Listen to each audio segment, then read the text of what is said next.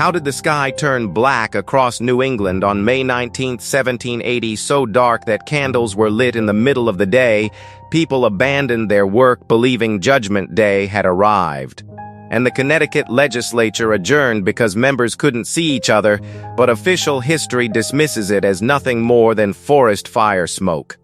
From first-hand accounts describing an unnatural darkness to the deliberate removal of Tartaria from historical maps, the evidence reveals patterns on a scale that official history struggles to explain. So, what actually happened during those mysterious years? Why did Tartaria vanish from maps as suddenly as the darkness arrived? And could the dark day have marked the final hours of a mighty civilization whose story was deliberately erased from history? Well, stay with us as we examine the evidence and let you decide what the human past may still be trying to reveal. Trust us, the truth gets even stranger. Chapter 1. The day the sky went black. When we first started our research, we weren't searching for Tartaria. That connection came much later. What first pulled us in was a strange event recorded on May 19, 1780, a day when the sky turned so unnaturally dark across New England and parts of eastern Canada that people struggled to describe what they had witnessed. It wasn't simply gloomy. It wasn't an ordinary storm. According to numerous first-hand accounts written at the time, daylight seemed to vanish altogether. By noon, candles were burning inside homes, businesses, and public buildings because there simply wasn't enough natural light to see. Across towns, many people walked away from their work believing something extraordinary, perhaps even apocalyptic, was unfolding before their eyes. The Connecticut legislature suspended its session because representatives could no longer see one another clearly across the chamber. Those details appear again and again in contemporary records, which is why the event has remained one of the most discussed atmospheric mysteries in early American history. The explanation accepted by most historians and atmospheric scientists is relatively straightforward. According to their interpretation, massive forest fires burning farther north produced enormous quantities of smoke that combined with dense fog, moisture, and weird weather patterns, creating an exceptionally dark sky across a vast region. It is a neat explanation, a natural one, and for many people the discussion ends there. But the deeper we dug into journals, newspapers, and eyewitness testimonies from 1780, the more questions began to surface. Because the reports weren't describing an ordinary smoky afternoon. Several witnesses wrote that the darkness arrived with startling speed, almost as though someone had drawn a gigantic curtain across the sky. Timothy Dwight, who later became president of Yale College, described the event as rare not only because of its intensity, but because of the manner in which it appeared. His description doesn't read like someone watching smoke slowly drift overhead. Instead, it describes an advancing darkness that seemed to swallow the landscape. Other contemporary observers mentioned something equally unusual.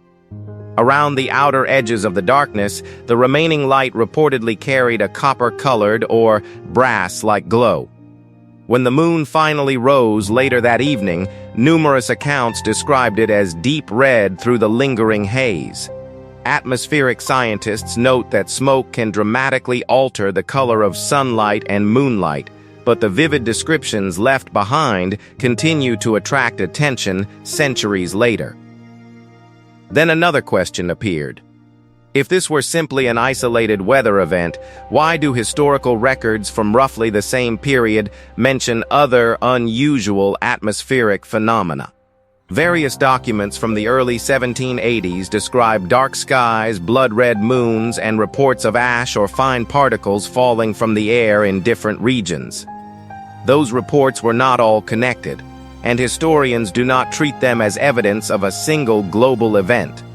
Still, their timing has encouraged later experts and independent writers to search for broader patterns. That search eventually led us somewhere unexpected. According to proponents of the Tartaria theory, the years surrounding 1780 coincide with another curious development, the gradual disappearance of the label Tartary or Tartaria from many European maps. They argue that the timing deserves closer attention.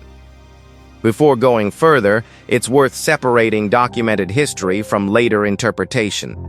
The historical record does show that Tartary appeared on European maps for centuries as a broad geographic term covering enormous areas of northern and central Asia.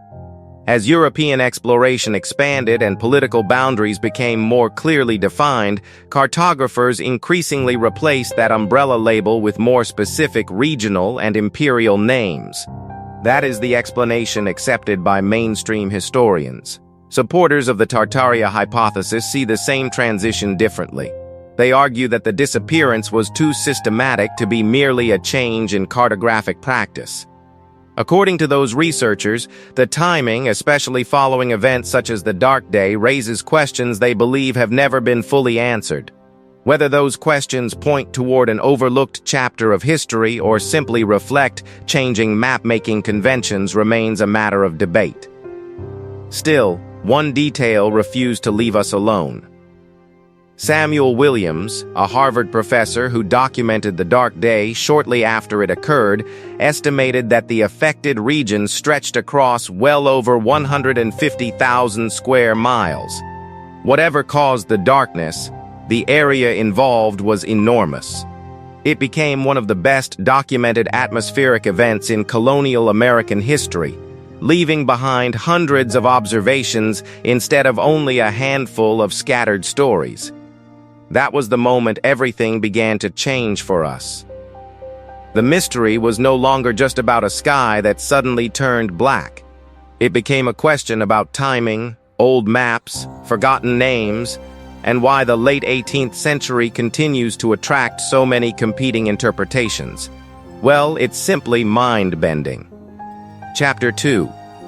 Cities nobody can explain. According to supporters of the Tartaria hypothesis, the late 18th and early 19th centuries also coincide with the appearance, or, as they would argue, the sudden recognition of monumental buildings sharing remarkably similar architectural styles across different parts of the world. Mainstream architectural history identifies this trend as the rise of neoclassical architecture, inspired by ancient Greek and Roman design and spread through growing international influence. Supporters of the alternative theory see something very different. They ask a simple question: what if many of those structures were not entirely new at all? How did a rapidly expanding San Francisco, still finding its footing after the gold rush, come to possess grand Beaux Arts buildings that rivaled those of long-established European cities? How did Melbourne, then a young colonial settlement, raise exhibition halls whose scale and ornament drew comparisons with Europe's finest landmarks? And how did Chicago complete the enormous World's Columbian Exposition in just a few years using the engineering methods available during the 19th century? Conventional history credits industrial progress, expanding economies, skilled architects, organized labor, and remarkable human ambition.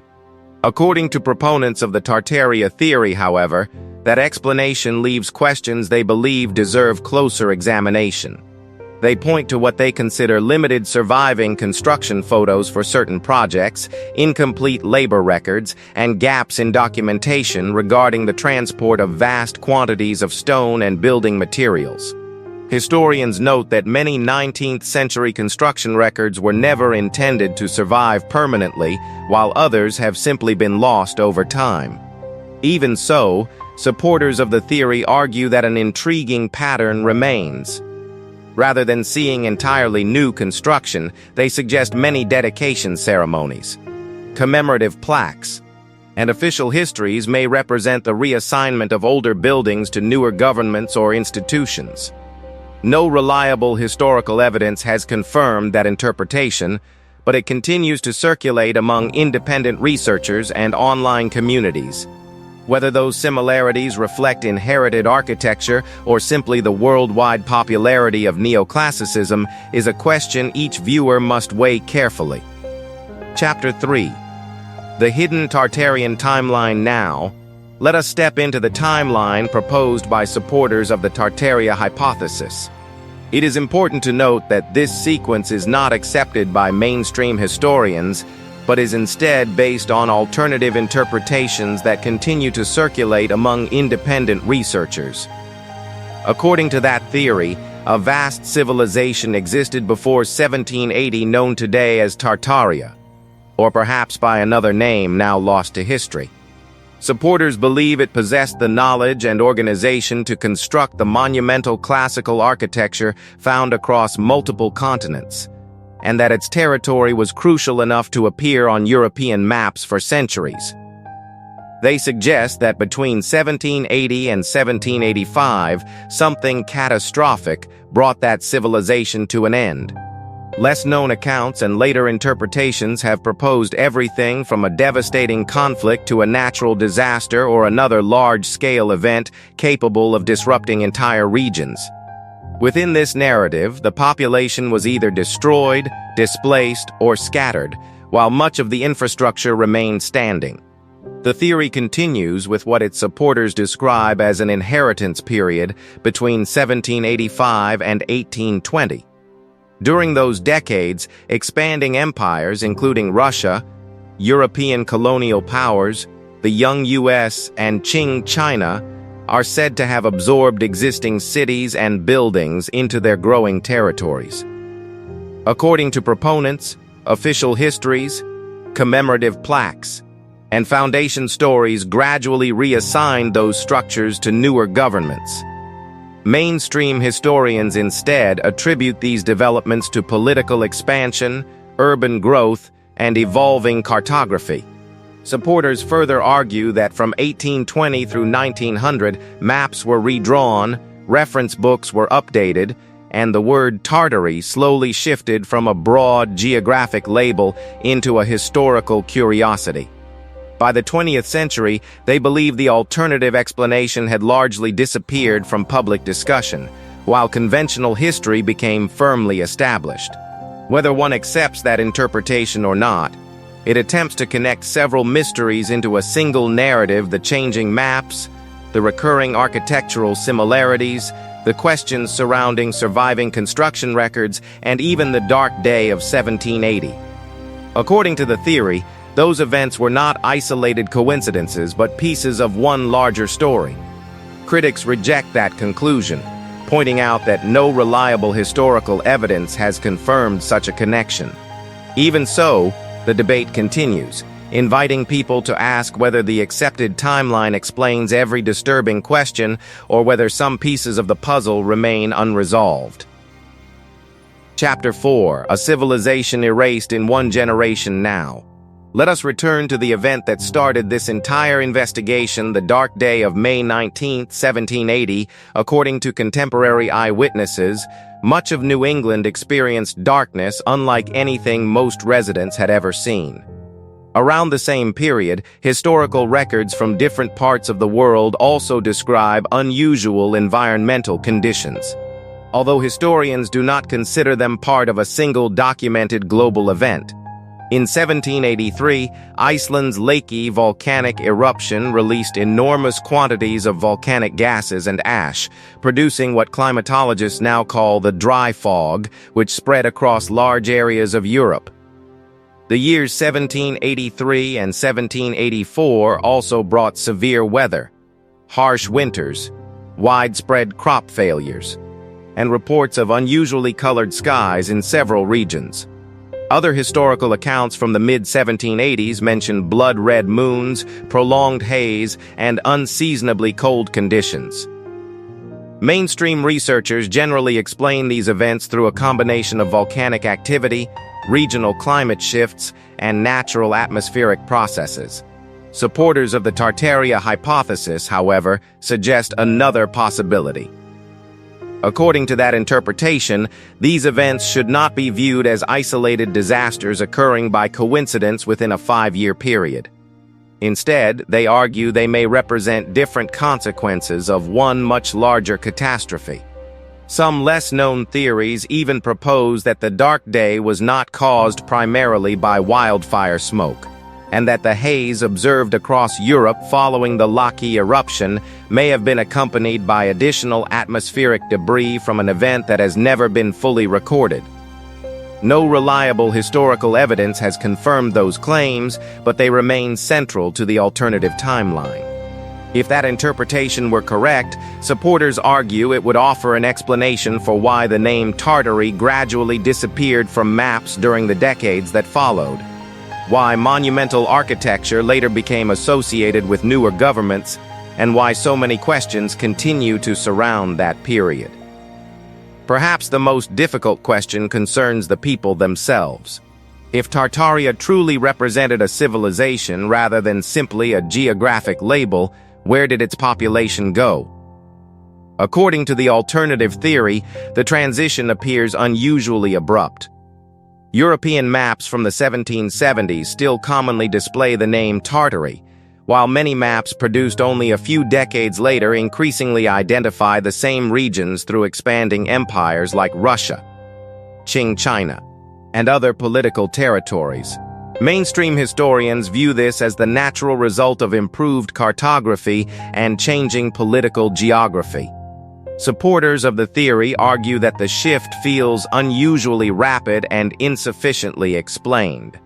They ask why there are no widely recognized historical accounts describing the disappearance of a civilization supposedly large enough to occupy such vast territory. Where are the detailed records of migration? Where are the contemporary descriptions of cultural absorption, large-scale population movement, or the gradual decline one might expect from a civilization of that scale? Historians respond that the premise itself is flawed because Tartary referred to a broad geographic region inhabited by many different peoples rather than a single unified empire. Even so, the alternative interpretation continues by proposing that later governments inherited existing infrastructure, reassigned ownership through official records, and gradually replaced older geographic terminology with new political identities. That conclusion remains speculative and is not supported by mainstream historical research. Whether one accepts the conventional explanation or finds the alternative theory worth exploring, one question continues to surface. Why has the debate surrounding Tartaria grown so rapidly in recent years? Is it simply a misunderstanding of historical maps and architectural history? Or does it reflect genuine gaps that deserve closer examination? The answer depends largely on how the available evidence is interpreted, and that is exactly where our investigation leads next. Chapter 5. What really caused the Dark Day? Well, let us return to the Dark Day one final time, but with everything we've covered so far in mind. According to the historical consensus, the event was primarily the result of dense smoke from extensive forest fires combined with unusual atmospheric conditions. It is a reasonable explanation supported by many historians and atmospheric researchers. But supporters of the Tartaria hypothesis argue that the accepted answer leaves several questions they think remain unresolved. They point to eyewitness descriptions that portray the darkness as unusually sudden and unlike an ordinary smoky afternoon. Some contemporary writers mentioned a strange quality to the air, while others recalled distant rumbling or thunder despite no obvious storm overhead. Reports also describe unusual animal behavior beyond simply reacting to fading daylight. Historians caution that eyewitness testimony from extraordinary events can vary considerably. But those details continue to attract attention among independent researchers. According to proponents of the alternative theory, the Dark Day may have reflected something much larger than a regional environmental event. They speculate that widespread atmospheric disturbances could have resulted from a far greater catastrophe, one capable of affecting multiple regions over several years. Some even suggest that the smoke, haze, volcanic activity, and severe weather recorded during the early 1780s may have overlapped in ways that have not been fully understood. No reliable historical evidence has established such a connection, and mainstream scholarship does not support that conclusion. but it remains central to the theory. Ultimately, this investigation is less about offering definitive answers than about asking difficult questions. Why did the label Tartary gradually disappear from many maps? Why do supporters believe the transition happened unusually quickly? Why do monumental buildings across different countries often display strikingly similar architectural influences? Historians generally explain those similarities through the worldwide popularity of neoclassical architecture, the spread of trained architects, and shared artistic traditions. Advocates of the Tartaria hypothesis interpret the same evidence as signs of an inherited architectural legacy. Whether one agrees with either position, the documented facts remain separate from the interpretations built around them. The dark day of May 19, 1780 unquestionably occurred. The Lakey eruption and the severe climatic disruptions of the early 1780s are equally well documented. Historical maps also show that the geographic label Tartary gradually disappeared during the 19th century. What remains disputed is whether those events are connected in any meaningful way. Perhaps that is why the subject continues to fascinate so many people today. Every documented event has an explanation. Every alternative theory proposes a different one. Somewhere between those competing interpretations lies the question that continues to draw researchers back to this period, not necessarily because it proves a forgotten civilization once existed, but because it reminds us that history is often more complicated than a single narrative. As for Tartaria itself, was it simply an old geographic name that gradually fell out of use, as mainstream historians conclude? Or, as supporters of the alternative theory believe, does it represent something much larger that has yet to be fully understood? The available evidence does not settle that debate. What it does encourage is careful examination, critical thinking, and a willingness to distinguish documented history from speculation while continuing to ask thoughtful questions. Sometimes the most valuable discoveries begin not with certainty, but with curiosity. So, what do you think about this darkish event? Was it natural or something beyond our understanding? Well, drop your comments below, and be sure to like and subscribe. We'll see you soon in the next one.